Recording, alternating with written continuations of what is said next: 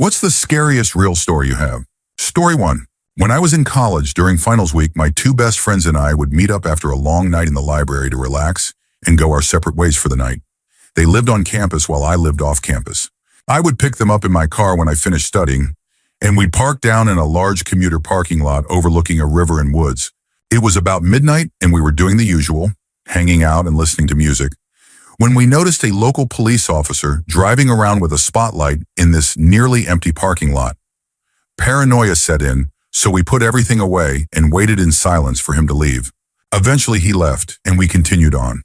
All of a sudden, this woman came out of nowhere looking completely disheveled and stopped in front of my car, staring into the windshield at us. Shivers went down my spine. I couldn't understand why she would be doing that. She eventually walked away into the woods.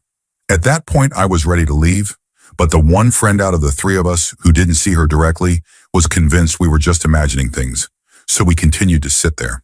I was shaking and felt entirely uneasy and unsafe, so I kept looking over my left shoulder behind my car. My friends were joking about how weird it was, but I couldn't shake the feeling that something was wrong. A few minutes later, I had begun to relax a bit, but happened to glance behind my car and saw that same woman sprinting toward the driver's door with something in her hand. My instincts kicked in, and I started the car without saying a word and sped out of the parking lot, not stopping until I was completely off campus. She had crept around all the parked cars in the lot, going around the perimeter to approach my car from behind. Later, we found out the police were looking for her. She had previously harmed her partner and another woman. The police believed she was going to try to steal my car with force. It was hands down the scariest thing that has ever happened to me. My friends would agree. Story 2. I'm 17, at home watching my 11-year-old sister. She's downstairs watching TV or whatever, and I'm upstairs playing video games, getting ready for bed. My sister was and still is pretty awesome, and I could always trust her to go to bed at a decent time. To my surprise, my mom peeked her head into my darkened room, and I cheerfully waved goodnight. I couldn't see her face, just her head poking into the room, looking at me before pulling back. About half an hour later, I went downstairs for some water and was surprised again, this time by my sister, who was still watching the end of her show. I didn't care that she was still up, but my mother would have definitely sent her to bed, as she was much stricter. She asked me if I knew when Mom and Dad would be home, and I immediately took her hand, brought her outside to my car, and we sat there while I called my parents. They came home right away. No doors or windows were unlocked, except for the side door I used to take my sister outside. I still wonder who or what poked its head into my room. Story 3. When I was about 10 or 11, my brother, a friend, and I were playing outside in the backyard. We ended up going near a big pine tree, and my friend found a butcher knife on the ground underneath it, along with a bottle of ketchup and a dead gopher next to it. We told my mom, who called the police. They suspected it might have been connected to a known local offender whose father lived in our neighborhood and who had been seen around the area recently. A couple of nights later, I was fast asleep in my bed. Around 2 a.m., my mom suddenly burst into my room and started yelling out the window, "Get out of here!" It turned out that same individual had been hiding in the tree, and my mom saw him walking through our yard. He ran off after she yelled, and soon after a police car was driving around our road using a spotlight to search for him. We never found out what happened after that, but over 12 years later, I still remember how scared I was. Story 4. My sister and I were very young, and our great uncle, a priest, loved to tell us ghost stories before bedtime. This wasn't your average campfire story either. This was the kind read from a book and took a while. Well, my family stayed with my great uncle every Thanksgiving, and my sister and I had to share a room with 2 twin beds. We moved to the same bed, and my great uncle sat on the other, reading us a new ghost story. Well, this particular time, he read a tale about a man who lost his hand and was given the amputated hand of a murderer to replace it. My great uncle was a storyteller, probably the best I've ever known, and many times during the story, he would do voices and mimic parts with his hands in an attempt to scare us more. In the end, he would close the book and tell us to go to bed.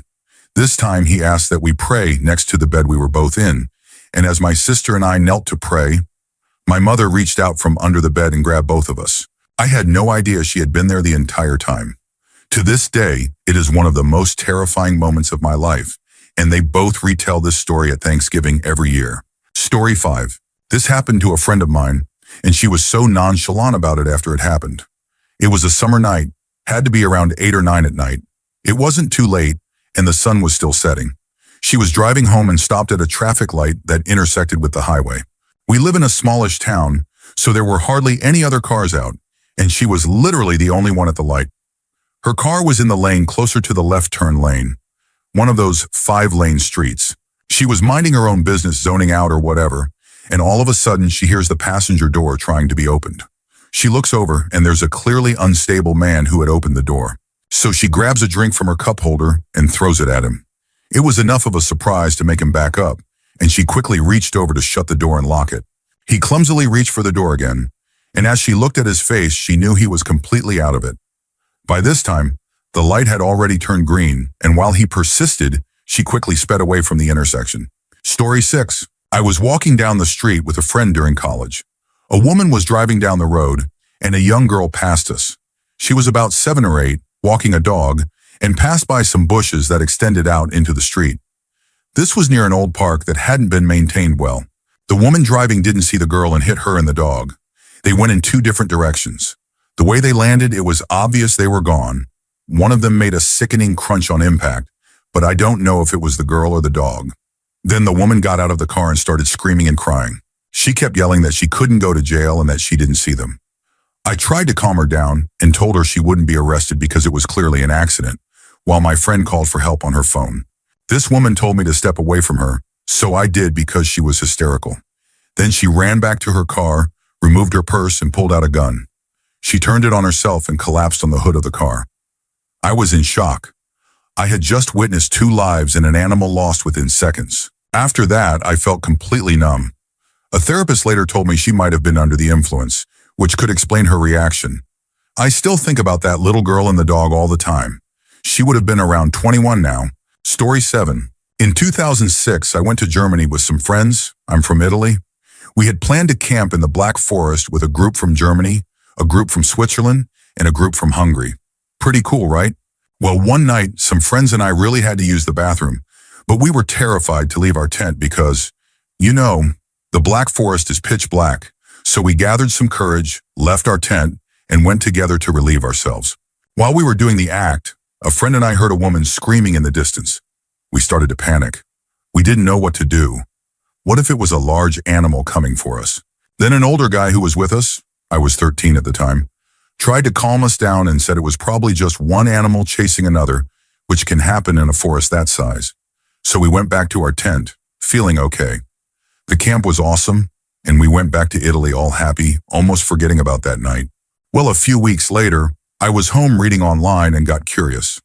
I looked up if anything had happened during the summer of 2006 near where we had camped. I found out that around the same period, August 2006, a woman had been found dead just a few kilometers from where we had stayed. Story 8. My dad was in the logging woods at 5:30 a.m. He saw a man on the side of his trail, leaning up against a tree with a bottle of rye whiskey between his legs. An older man in overalls, as I remember my dad telling it. The guy just looked asleep, but since this was deep in the woods, my dad decided to check on him. He started by saying, "Hey, mister," but got no response. He leaned down and began shaking the man's shoulder. Still nothing. Then he went to tap his face, and as soon as his hand made contact, my dad said all the blood drained from his own face, and he thought he might pass out. The man's face was as cold as ice and had a waxy texture.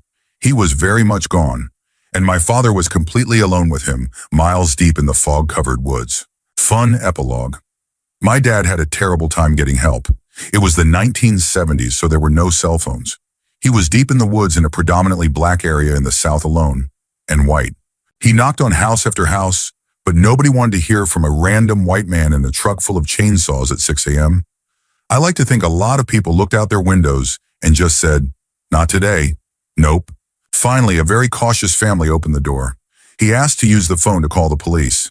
The mother handed him the phone through the door and asked what number he wanted to dial. He said, 911, I guess. Cops came and interviewed him for a while and determined the man had wandered off drunk and died of exposure. No foul play. There were no marks on him.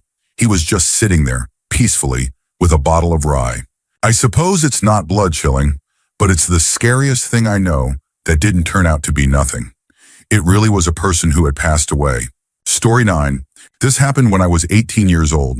I was working at a bakery, and my co-worker and friend asked me if I wanted to hang out at his place after our shift. I agreed, and we met up at his apartment. As we relaxed, we started talking about bad experiences, and he described a difficult moment he once had, calling it pure emotional torture. He couldn't explain exactly what had made it so bad, just that it felt like he was spiraling, losing his mind, and feeling completely out of control. It clearly still affected him. Eventually, he sat there with his head in his hands and said, "I really wish I could just forget it all." There was a kind of awkward silence, maybe because he felt he'd exposed something too personal. Then out of nowhere, he grabbed his stomach, winced in pain, and dashed to the bathroom. I heard his footsteps sprinting down the hall, followed by a loud crash. I ran in and saw him lying face down on the floor, completely straight with his arms at his sides, rigid like a board. Blood was dripping down the bathtub, and it looked like he had smashed his face. I sat him up and tried to help. His nose and mouth were bleeding all over his shirt. He was disoriented and confused. Soon I realized he had short-term memory loss. Every 30 seconds or so, he forgot everything. He could remember his name and what city we were in, but not who I was, where we worked, or what we had been doing. Even when I explained it to him, he'd forget again within a minute. After about 10 minutes of this, he suddenly vomited all over his bed. I was freaking out, so I called paramedics and went with him to the hospital. I wrote, "Everything is going to be okay," on his hand in marker in case he forgot what was happening. We sat there drawing in my sketchbook until the nurses eventually asked me to leave. The entire time he still had memory loss. But a few days later, I saw him and he was totally fine. We're really close friends now, and we always talk about that night as the moment we truly became friends. There's still such a weird mystery around that moment, how his wish to forget was somehow instantly and violently granted. I still don't know why he ran or how exactly he hit his face. It was like his past trauma just erupted into this bizarre moment of total amnesia. Story 10. I remember when I was a very little girl, I was close to my aunt. She was married to my uncle and they lived downstairs from us in a two-family house. My aunt would always visit me. One day I was sitting in the living room watching TV while my mom, grandma, and uncle were talking at the kitchen table. My uncle was crying. When I asked why, they told me to leave the room. All they said was that his pet bird was sick or something. Later, my aunt came upstairs as usual, but instead of sitting with me and her daughter, she stood in the hallway just waving at me. She wouldn't come out. I thought she was playing and waved back, then turned back to my show. She did this a few times, waving, but never stepping into the room. Eventually, she stopped coming up at all. I asked my mom what had happened to her, and she said my aunt had moved away and broken up with my uncle. Years later, it was the holidays, and I asked about her again. I wondered why she never came to visit my cousin. I was around 12 at the time. My mom and grandma looked at each other, and my grandma left the room. My mom then told me that Aunt Dee had passed away. She had taken her own life when I was 5. She drove out to the beach in winter, knowing it would be empty, got drunk, and overdosed on pills. The police found her car the next day. I didn't understand why she had done it. I told my mom I used to see her in the hallway, and that she would wave and smile at me. My parents didn't believe me. Story 11. Back when I used to live at home with my parents and my sister was still around, maybe 18 or 19 years old, I liked to sleep in. My bedroom was in the basement, so it didn't get much light. One morning I was jolted awake by what sounded like someone yelling my name. I checked the time, it was around 10 a.m., and figured, okay, time to get up anyway. I walked up the stairs from the basement to the entrance of our home, which led to the kitchen, and I saw that our front door was broken. There was a trail of blood leading from it through the kitchen and into the rest of the house. Every horrible scenario immediately ran through my head. It turned out the mailman had startled my dog, and she jumped on the door. The door, being made of glass, shattered. My dog had cut herself and, in fear, ran through the house, leaving a trail of blood. My mom picked her up, and in a panic, we rushed to the vet, hoping the dog wouldn't lose too much blood on the way. You've never felt stressed until someone you love is crying in your back seat, holding someone they love, telling you to drive fast, but then also telling you to drive slow because we couldn't afford to be pulled over and lose time. Then we hit construction and came to a halt. Now the stress shifted to a parent shouting, "We need to find a way around this," which of course there wasn't. In the end, we made it. My dog was okay. My mom was a bit traumatized by the ordeal, and my back seat had a lot of blood in it. It was probably one of the more stressful moments of my life. Luckily, the worst part in the end was just trying to get the stains out of the carpet in the following days. Story 12. I was backpacking around Europe and found myself in Prague. One night I went out alone and realized it was getting late. Time to catch the last trolley back to the hostel I was staying at. It was located pretty far out, at the last stop of the line. It was cheap, but actually a great spot. Unfortunately, I messed up. I got completely turned around, had no idea where I was, and ended up at the end of the line, which was not where I was supposed to be. I got off and found myself in an industrial park. No homes, just office buildings and the occasional sketchy figure emerging from the shadows. I was waiting for a trolley to take me back in the other direction. I even took the SD card out of my camera in case someone tried to rob me. The trolley wasn't coming, and after a while I figured I couldn't just sit there all night. I thought maybe if I walk along the tracks, I'll eventually head back toward the city. Eventually I came to a river, and to follow the tracks I had to cross a bridge. I couldn't understand Czech, but I knew the sign basically said you'd be a fool to cross this bridge on foot. Still, I didn't see another way, and I was pretty sure the trolleys were done running for the night. Halfway across, I felt and heard the rumble. Lights came up behind me. I wasn't going to outrun it. Thinking quickly, I grabbed the railing, jumped over, and clung to the outside of the bridge above the river as the trolley passed. I don't even think the driver saw me. Once it was gone, I climbed back over the railing and got off the bridge as fast as I could. I kept walking through some lower-income suburbs. I saw a group of kids lighting things on fire in a parking lot. They noticed me, and I definitely kept my eye on them. I finally saw a cab, but couldn't explain to the driver where I was trying to go. Then I spotted a guy with a saxophone on his back and thought, someone carrying a sax must be friendly and know where they are. I sped up to catch up with him, but he sped up too. I finally shouted that I needed help figuring out where I was. At first he thought I was trying to steal his saxophone, but he turned out to be kind and helped me figure out where I was. Turns out I was only 2 blocks away from my hostel. Story 13. I've had a lot of messed up and scary things happen to me, but I'll share one I haven't told a million times. My friend and I were walking my dog to the park in our neighborhood. Across the street, we saw a young guy we'd never seen before. He was acting strangely, hitting things, yelling at nothing, and moving aggressively. He crossed the street and started walking toward us. My dog didn't like him at all, which was a big red flag. She liked everyone. We turned and walked away, but he followed us, jerking and twitching like he couldn't control himself. We picked up the pace to put some distance between us. I decided to take the back way because I had seen 2 older guys go that direction and thought they might be some kind of backup if needed. Before we turned the corner, we looked back and saw the guy was sprinting toward us. We ran and caught up to the men and told them what was going on. When we looked back again, the guy was standing near a flagpole at the end of the street, marching in place and screaming with a really disturbing expression on his face. The men told us to go home and not to worry. They walked toward him. I have no idea what happened after that. We never saw that guy again. Story 14. So I'm in the Navy and was deployed back in 2016 during the major operations against ISIS in Iraq and Syria. We had a port call in Bahrain at the time. Some friends and I were walking around the downtown area of the city, just outside the base, and we ended up going down the wrong street. They usually brief us before entering port on which areas are safe and which ones to avoid. The place started feeling a bit sketchy, and I assumed we were drifting into the wrong part of town. It was the middle of the day, so my friends weren't too worried, but I knew that this part of the world could be unpredictable. I was about to convince them to head back when we turned a corner and saw a house with a large flag in the window. It was an ISIS flag. At that point, I grabbed my friends and told them we had to leave immediately. Once they saw the flag, they didn't hesitate. It might not be the most terrifying story, but it scared the hell out of me. ISIS was extremely hostile toward us, especially after the damage we'd inflicted during the previous months. I'm just glad there were no locals around at the time. Things could have escalated very quickly. Story 15. I hear a sound at my late grandfather's house that no one else seems to notice. Anytime I've slept there, it's woken me up at least twice a night. I used to think it was just the central air conditioning making weird noises. One night I stayed up late in the living room and heard it louder than ever, coming from the dining room.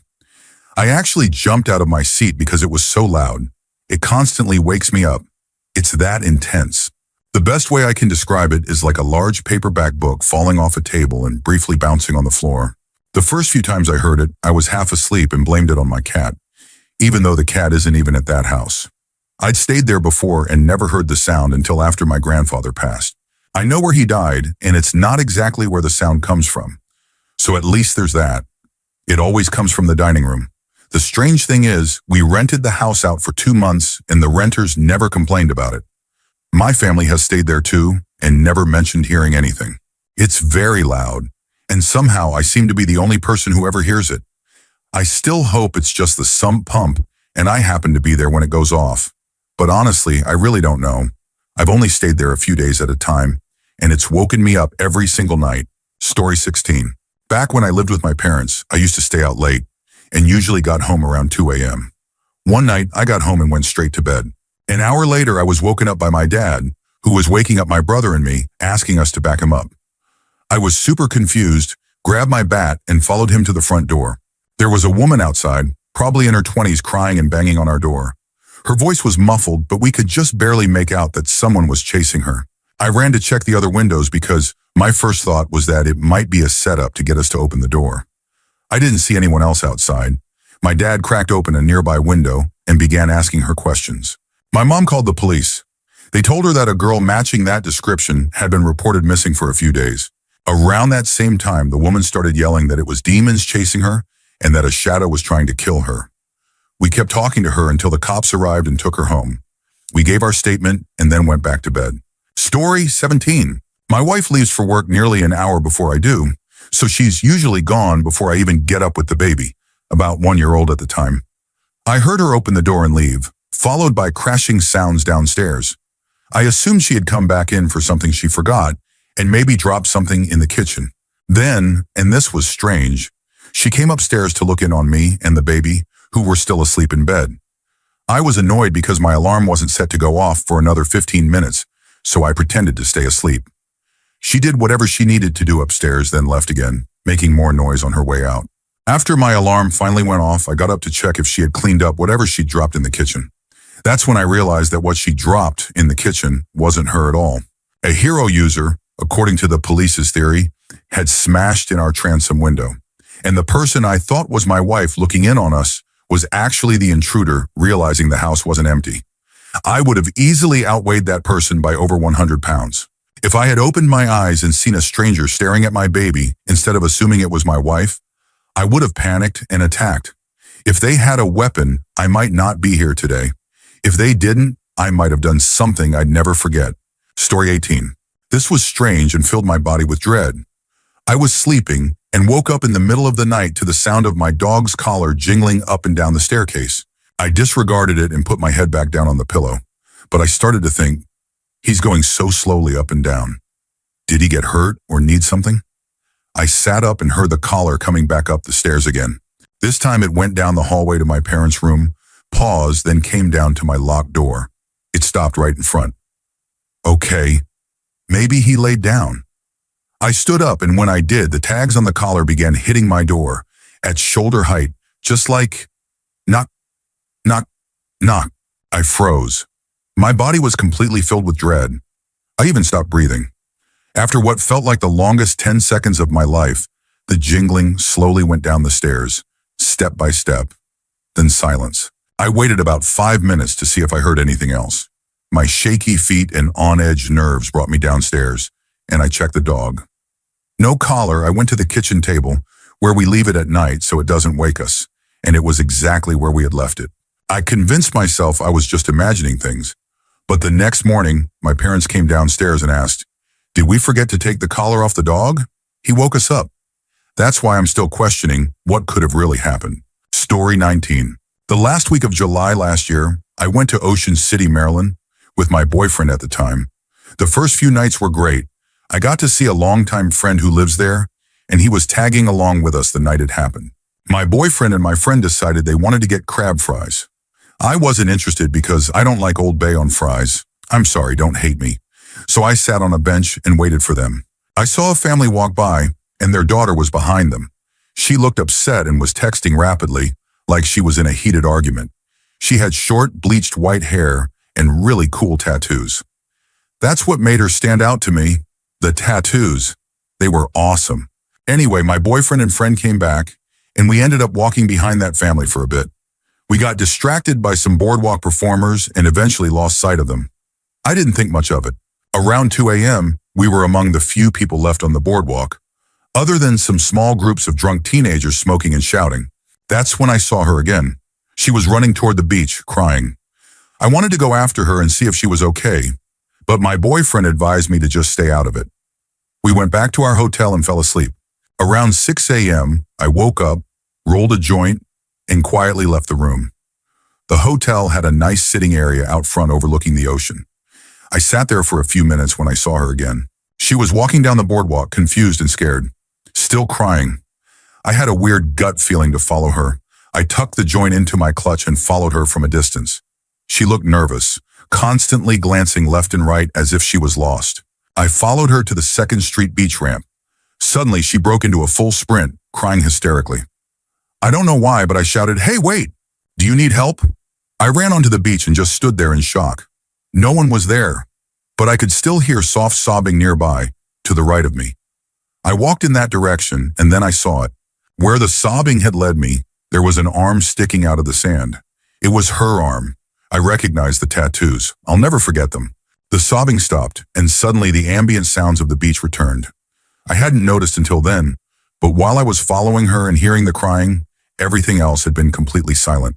When I realized what I was looking at, I screamed for someone to call 911. A middle-aged couple came jogging up. The wife screamed, and the husband dialed immediately. I didn't have my phone with me. I hate when sand gets into the charging port. The police arrived not long after. When they took my statement, I didn't even know how to explain what had happened. I just told them I had been walking and found her. It took hours to dig her out. When they finally began pulling her out, they asked that all civilians be led away. As we were walking with the police to a nearby area to give more statements, I saw her standing behind them, looking down at her own body. She looked up at me, nodded, and then she was gone. At first, the report said she had sat in a hole that collapsed around her, but later it was discovered that one of the large beach sand cleaners may have unintentionally pushed sand into the hole. The eerie part? She had gone missing around 2 a.m. and died between 2 and 3 a.m. But I saw her. I followed her. The entire time she looked real. I still have dreams about her. I've never forgotten a single detail. Story 20. When I was in high school, there was this little-known place about an hour from my hometown that was popular for cliff diving into water. It was in the absolute middle of nowhere, with the nearest anything being 10 miles away. It was a fun place to go, and it was also known as a spot where people could get away with things like underage drinking. There were cliff jumps ranging from 15 feet to around 80 feet.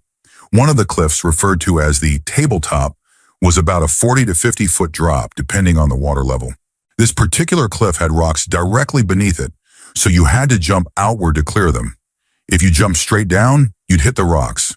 It wasn't hard to clear as long as you pushed off the edge with some forward momentum. You'd keep that outward movement through the fall. I'd never seen anyone come within 10 feet of the rocks before. One day a group of kids showed up and they'd been drinking throughout the day. No one was completely out of it, but they were clearly feeling the effects. Two girls decided to try jumping off the tabletop, but neither had done it before and they were nervous. They decided to hold hands and jump together. As they approached the edge, Girl 1 started to panic and stopped right at the lip.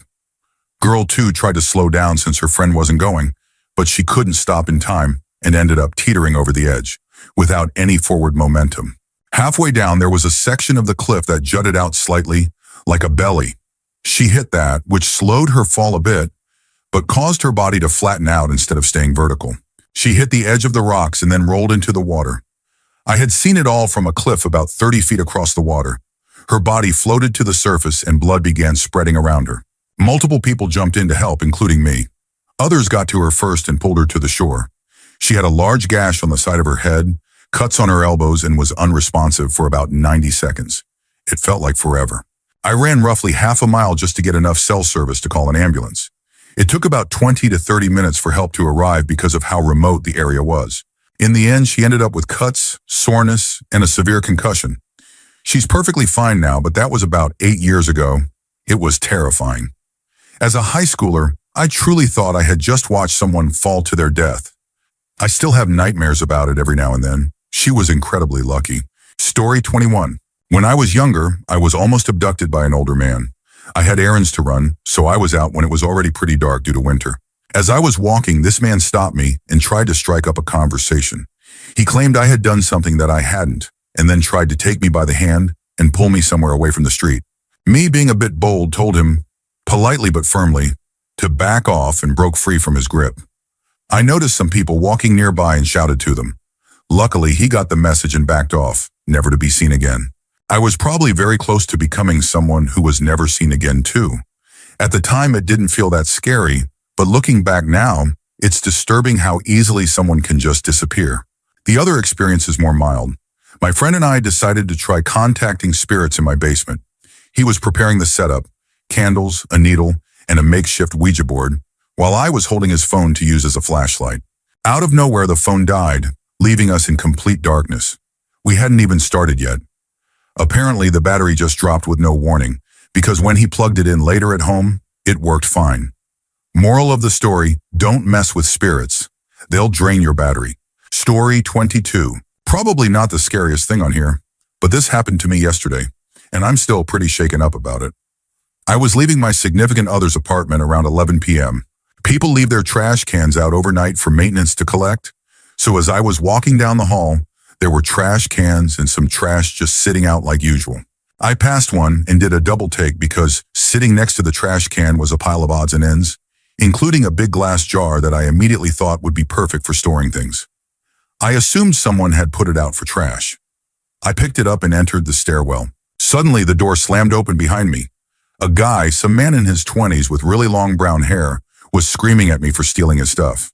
For reference, I'm a 5'4" female, so my internal danger alarms were going off like crazy. I handed the jar back and said, "Sorry, I thought it was trash." He shouted that it was from his storage unit and screamed, "You're what's wrong with this place?" I started freaking out. He was beyond angry. I ran down the stairwell to get away, but I could still hear him following and yelling. I dashed out into the parking deck and ran a few steps before realizing he could still see me if I kept going. I ducked behind a car, crouched and hid.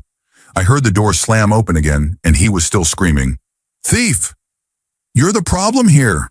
I was terrified and crying. I heard him walk a little farther, then it went quiet. Eventually, I heard the door close. I waited about 15 minutes, still crouched behind that car, before pulling out my phone and calling my SO to come walk me the rest of the way. Story 23. This happened to my mom. We used to live in a rough part of town. One night, around 11 p.m., my mom was sitting on the front porch talking to her friend on the phone. She said she thought she saw something near the car, and for about 10 to 15 minutes while on the call, she kept her eyes on that spot. Then she looked away for just a second, and that's when a tall man stepped out from behind the car and stared directly at her. My mom is a smaller woman, only 5 feet 2 inches, and she said this man must have been at least 6 feet 5 inches. She jumped up and ran to the door. Just as she barely got it closed, she saw that he was already really close. If she had been even 1 second slower, he could have caught her, or worse, gotten inside the house with us kids. She quickly locked the front door, but then remembered the back door was open to help cool the house. She bolted to the back door, and again, she was just in time. He was there too, trying to come in through the back. Story 24. When Pokemon Go first exploded in popularity, my wife, her brother, and I decided to drive to downtown Huntsville, Alabama. We were walking around enjoying the night when a man approached us and asked if we could spare a few bucks. He said he had just gotten out of jail. I told him I didn't carry cash, and he went on his way. That had me on edge for the rest of the night. He didn't seem dangerous, but just realizing how vulnerable we were made me more alert. About an hour later, I noticed a different, younger guy walking around without a phone. That struck me as odd, especially since most people were playing the game. Still, I figured maybe he just lived nearby. Eventually, we let our guard down again and decided to venture away from the park. That same guy started following us. We turned around halfway down a street. He stopped and waited, then got behind us again when we turned back. This went on for a few minutes. Then out of the corner of my eye, I saw him reaching into his waistband. I knew what was about to happen. Without turning directly toward him, I raised the back of my shirt to reveal my Beretta. That was the last thing I wanted to do, but he had made his intentions clear, and he was making a move. I've never seen anyone disappear so fast. After that, we got out of Huntsville and never went back out at 1 a.m. to play Pokemon Go again. And before anyone says anything, I had a permit, I did everything I could to avoid the situation, and I had a wife to protect. I don't know if he had a weapon or not, but I wasn't going to wait around to find out. Story 25. I live in a pretty rough area, and unfortunately, I have a mother who didn't think it was important to invest in home security devices or take care of our old house. That's kind of important for this story. I got home one day and noticed that my window was open. I had it locked, but it was such an old window that I think it was just propped shut with minimal effort. It was summer, so at first I thought maybe my mom had opened it, but that wasn't the case. I looked around my room and thankfully noticed that my laptop was safe and sound on the bed. Cool. My PS3 was still there, the TV too, but then I saw that my drawers had been rummaged through. And what was missing? All my undergarments. Bra, underwear, lingerie. I freaked out. It was terrifying that nothing else of actual value had been taken. Just that. I spent the night at a friend's house because I was genuinely scared. Fast forward about a year. I met a guy on a dating app and he came to my house to pick me up. My car was parked outside. I spent pretty much the whole day with him, and when I got home, the same thing had happened again. I was devastated and called the police. I mentioned the car being out front because I think it's terrifying that someone broke in knowing I wasn't home, or possibly hoping I was. Cops came and took a report, but they never caught whoever did it. It's horrifying to know someone is so obsessed that they'd break in just to steal that kind of thing. And that they did it twice? I get goosebumps just remembering. I know some people might think I'm making this up. It sounds insane, but I have a post on Facebook about the incident and messages from people who reached out afterward. It was real and it was terrifying. Story 26. One time I was waiting in my car while some friends went into Starbucks. We had just picked up groceries and I had gotten some sushi from the store. While eating, I accidentally had a piece that was way too spicy from touching too much wasabi. It was so hot I opened the door to spit it out. I sat back up and closed my door, and that's when I saw a man approaching my car from the opposite rear side. He looked Asian and came up to the passenger window, knocking and motioning for me to roll it down. At first I thought maybe he was checking on me, thinking I had just thrown up. But he didn't say anything, just kept knocking and signaling for me to talk to him. I waved him away and said no. I had a weird gut feeling, uneasiness, distrust. Then he walked around to the driver's side and tried to open my door. Thankfully, I had just locked it. I panicked and immediately backed out with him still next to my car. I didn't even check if it was safe to pull out, just reparked elsewhere and tried to call my friends. He left me alone after that, but got into a car with another man who looked Middle Eastern. Both of them were wearing earpieces. My gut was telling me it felt like a trafficking or kidnapping setup. I was seriously shaken. When my friends came out, we started driving home, and we ended up behind the same car at a traffic light. My guy friends, being protective, yelled out the window to confront them, but they completely ignored us. As soon as the light turned green, they sped off, like 60 miles per hour, onto a different freeway. I called the police and reported the license plate. Story 27. I have a couple of strange experiences. When I was little, my parents took my brothers and me down to Mexico to visit some friends. We ended up at a beach that was kind of off the beaten path. Down the way there was a little kid, couldn't tell if it was a boy or a girl, with a rag doll in a stroller. The kids saw me and their eyes widened like they were going to charge. They started running at me. My parents were farther away, but my older brothers were nearby. My oldest brother stepped in front of me and stomped his foot, trying to intimidate the kid. It worked. They backed off and walked away. But the way that kid looked at me, I seriously thought something bad was going to happen. Years later, I had another odd moment. I was driving to the police station to get my gun permit. Unbeknownst to me, the station had moved and my GPS sent me to the wrong place. I pulled over to get my bearings, and while I was sitting there, a man stood right next to my door like he was finishing a cigarette. I ignored him and kept searching my phone. Suddenly, he opened my door and started climbing into the car, even dropping his bag into the passenger footwell. I panicked and started yelling at him to get out of my car. He quickly realized something was wrong and scrambled back out. I shut the door, locked it, and drove off. At the time, I was freaked out, but a year later it hit me. The guy probably thought I was his Uber, and I completely scared the life out of him. Story 28. When I was around 12, my dad owned a lumber business, and my neighborhood friend's dad was a contractor. We all liked to skateboard, so one day my dad donated the lumber needed to build a 6-foot half pipe in our backyard, and my friend's dad built it with our help. One day I left my skateboard out there, and when I went to retrieve it, I was shocked to find a homeless man sitting on the other side of the ramp, eating a crab apple, which I'm not even sure are edible. He asked me why I had broken into his house and started accusing me of all kinds of wild things. I kept telling him that I just wanted my skateboard. Even at 12, it was obvious this guy wasn't in a good state of mind. I rushed for my skateboard and he lunged at me, grabbing the back of my jacket. I slipped out of the jacket and leapt from my board. I grabbed it and blindly swung it behind me, the metal trucks connecting directly with his face. He hit me a few times before collapsing, blood everywhere. I just wiped myself off and went home. I never told my parents, my friends, or the police. I'm not sure why. I was a kid and who knows what my logic was back then. I never saw a body or any sign of him after that, so I don't know what happened. Hopefully he just left and found another spot to stay. Story 29. This was probably the scariest experience of my life, and it left me paralyzed with fear for months.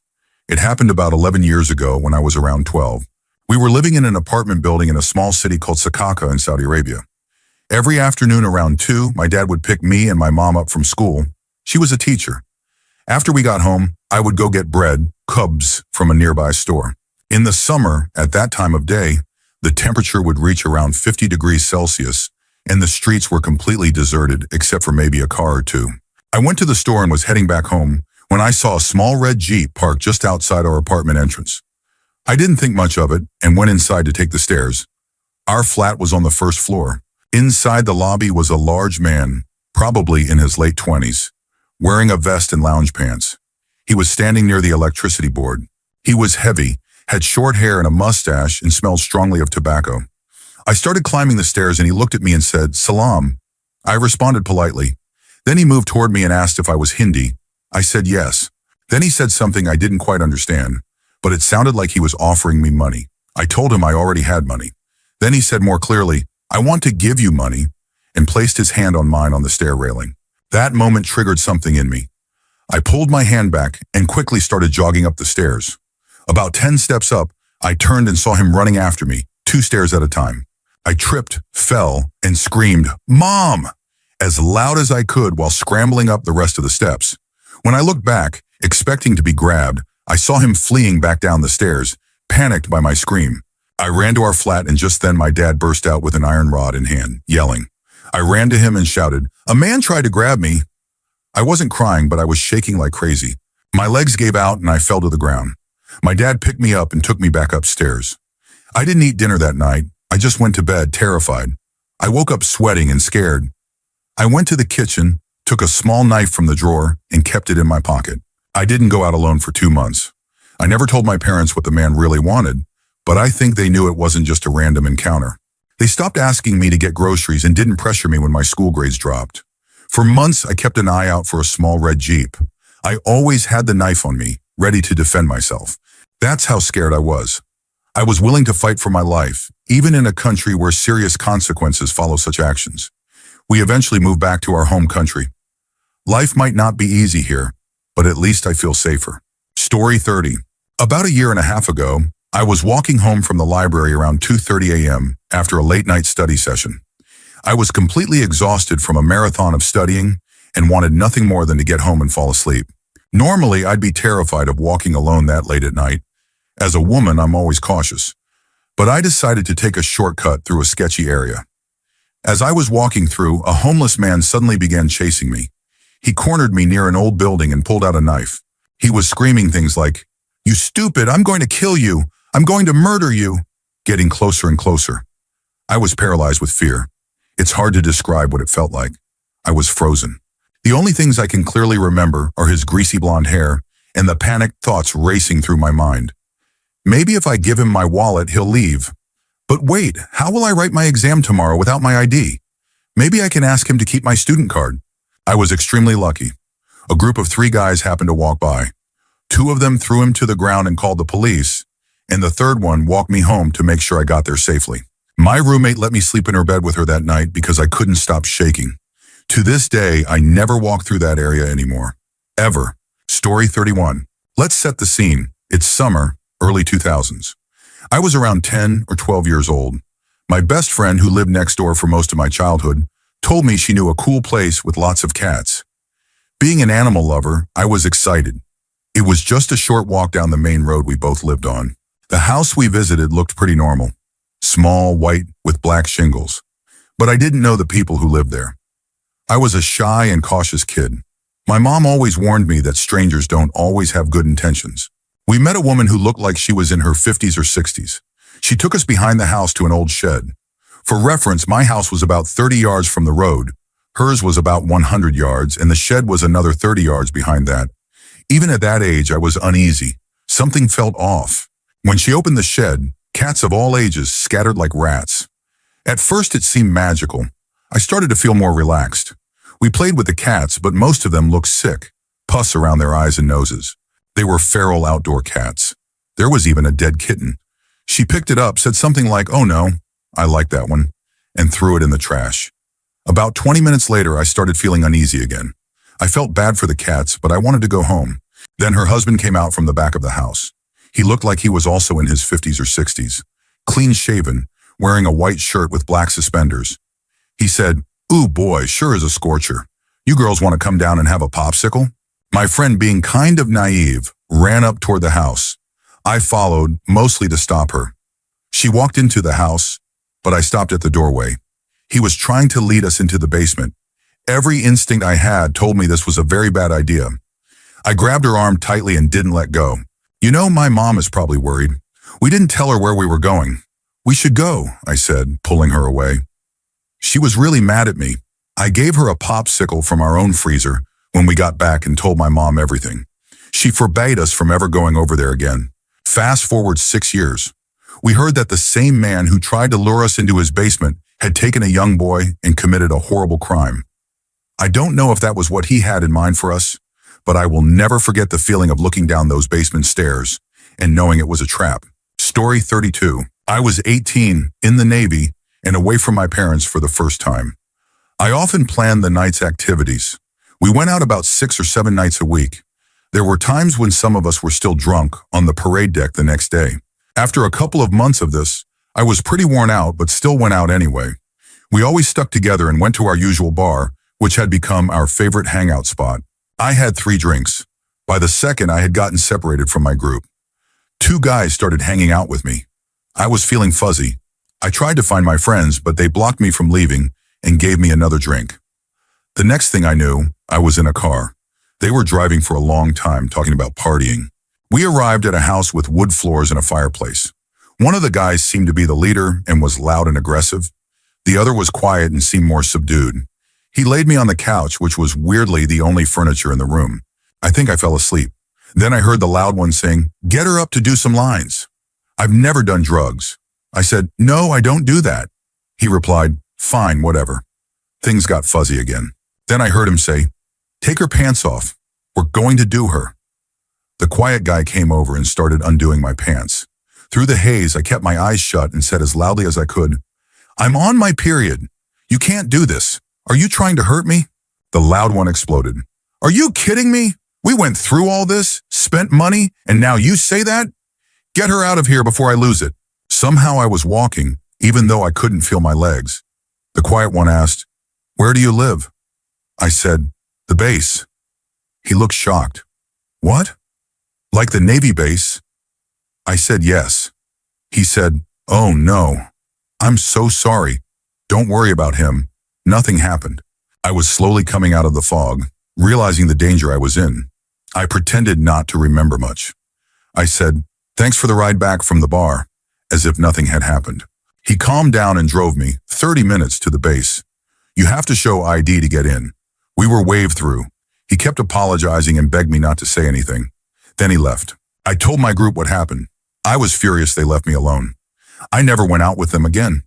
When I did go out after that, I stayed sober and kept a close eye on the other girls. Once I saw those 2 guys again, I told them to get out of my bar and never come back. After 2 months of partying, I had built a tolerance. They were separating girls from their friends and drugging them. I don't know why I didn't report it immediately. Maybe I thought I'd get in trouble. I was young and naive. I even felt sorry for the quiet one. But I still had the wits to lie about my period and stop them. I outsmarted 2 predators. Story 33. There was a house across the street from where I lived. An elderly couple lived there, and they were always quiet and kept to themselves. Recently, their grandson and his girlfriend had moved in with them, both of whom I went to high school with at the time. One night, I came home late after hanging out with some friends and noticed the lights in the house were on. It looked like someone was leaving in a hurry. I saw the grandson and his girlfriend leaving the house carrying bags. I waved since I knew them, but they didn't wave back. I thought that was strange, but didn't give it too much thought. 2 weeks later, I came home from work and saw fire trucks and ambulances all over the block. They found the grandfather deceased in the home, reportedly from a heart attack, but the grandmother was missing. It turns out the grandson and his girlfriend had killed the couple. The grandfather had been smothered and the grandmother was stabbed. The bags I saw them carrying? Apparently they were filled with body parts. They had dismembered the grandmother and were attempting to bury her elsewhere. The murders were driven by a meth binge and desperation for money. It was a huge deal in our small town, even made the national news. The craziest part? A year before that, I went to homecoming in a group, and that same girl was part of our group. Before she got involved in drugs, she seemed like just a regular teenager. It's surreal to think someone you once laughed and danced with was capable of something like that. Story 34. We lived about 5 minutes away from BTK, though we only found that out later when he was caught. He was all over the news, so everyone in the area was on high alert. He had taken a decade-long hiatus and suddenly came back into the spotlight when he started sending letters to local news stations. At the time, I was a freshman in high school, one of 5 children. One evening, our parents went out for a date night. About an hour after they left, my older brother came running up the stairs in a panic, saying the house phone had no dial tone. We checked all the phones in the house, and sure enough, no dial tone. We remembered the news saying that BTK would cut the phone line so his victims couldn't call for help, and we completely panicked. My brother had me gather our younger siblings, who were already asleep, while he grabbed the sharpest knives from the kitchen. We sat together in the living room in a circle, and he gave each of us a knife and a pep talk, basically saying, "If you see him, do whatever it takes to protect yourself." It was an incredibly tense moment. My younger siblings were crying, and I was absolutely convinced we were all going to die that night. Every sound made us flinch. After what felt like an eternity, probably only 10 minutes, our parents came home. At first, our dad was angry that the younger kids were still awake, but he quickly calmed down when he realized how terrified we all were. He walked through the house and around the outside, reassuring us that we were safe. As for the dead phone line, we had recently gotten new phones, and if one handset was left off the cradle, it would disable the dial tone for all the others. Months later, when BTK was caught, we were shocked to learn he had been living so close to us all along. Story 35. When I was in my early 20s, my fiancé and I moved into a new townhouse apartment in a town that, at the time, had an active serial killer. It was later revealed there were actually 2 serial killers operating independently. But during this story, everyone believed the murders of several young women were the work of one. I knew about it, but I was in my 20s and, like many people that age, felt invincible. We hadn't moved our washer and dryer in yet, so I was using the laundry room provided by the apartment complex. I was in school and working, so it was pretty late when I headed back with a full basket of clothes. Our townhouse was the last one in the row, furthest from the laundry room. I had my headphones in and was completely oblivious. When I walked in the front door, I didn't notice anything unusual and went straight upstairs. My fiancé, who was in the kitchen, which faced the front door, looked up and saw a man dressed in black following me inside. He screamed and ran at the man, who bolted out the door and vanished into the night. I'll never know who that man was. Maybe it was one of the serial killers, or maybe it wasn't. But I believe with everything in me that if my fiancé hadn't been there that night, something truly terrible would have happened. Story 36. In the 90s, my country went through a devastating conflict. There were horrifying tactics used during that time, many of which I didn't believe until I heard them firsthand from my uncle, a war veteran. I don't want to name the country or go into political details, as this story isn't about who was right or wrong. It's about what war does to people. According to my uncle, there were horrifying incidents where civilians, especially women and children, were forced into being carriers of explosives. They weren't just strapped with them. These people had their tongues removed so they couldn't speak. A surgical cut would be made in their lower torso, and an improvised explosive device would be hidden inside. These victims were then sent past military checkpoints. Once they entered their intended target location, whether a base or a checkpoint, the bomb would be detonated remotely. The reason many of them complied was because their children or parents were being held hostage. It's one of the most horrific things I've ever heard. My uncle told me about one woman in particular, someone he knew from a local village. She had been rigged with a bomb. She stumbled across the road weeping. When the soldiers asked her to stop, she wouldn't. They couldn't risk letting her get any closer. One of the snipers took her down. My uncle said he collapsed afterward, pulling at his own hair in anguish. It was an unsolvable situation. Either let her in and risk everyone's lives, or stop her and know her family would likely suffer. 2 years later, my uncle took his own life.